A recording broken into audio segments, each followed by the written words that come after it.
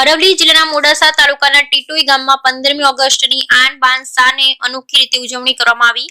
ટીટોઈ ગામમાં આંબેડકર ચોકમાં 78મા સ્વતંત્ર પર્વની આન બાન શાન પૂર્વક ઉજવણી કરવામાં આવી। ટીટોઈ આંબેડકર ચોકમાં ધ્વજવંદનનો કાર્યક્રમ યોજાયો, જેમાં ધ્વજવંદન નિવૃત્ત થયેલ સીઆઈએસએફ જવાન શ્રી ખેમાભાઈ આંબાભાઈ મુરી તરફથી કરવામાં આવ્યું। આ પ્રસંગે મોટી સંખ્યામાં ગામના આગેવાનો, માતાઓ, બહેનો, નાના ભૂલકા ઉપસ્થિત રહ્યા। નિવૃત્ત જવાન ખેમાભાઈ તરફથી આ પ્રસંગે વણકર સમાજ, વાઘેલા સમાજ, રાવળ સમાજ, તિરગર સમાજ, પંડ્યા સમાજ, બક્ષીપંચ સમાજ, રાવળ સમાજ, વાલ્કી સમાજ તથા ચમાર અને તિરગર સમાજની લગભગ 125 ઉપરાંત વિધવા બહેનો માતાને 15મી ઓગસ્ટ નિમિત્તે ખેમાભાઈ અંબાલાલ મુરી તરફથી દરેક સમાજની વિધવા માતા અને બહેનોને સાડીનું વિતરણ કરી અનોખી પહેલ અરવલ્લી જિલ્લામાં ટીટોઈ ગામમાં 78મા સ્વાતંત્ર્ય દિવસની શાનદાર ઉજવણી સાથે કરવામાં આવી।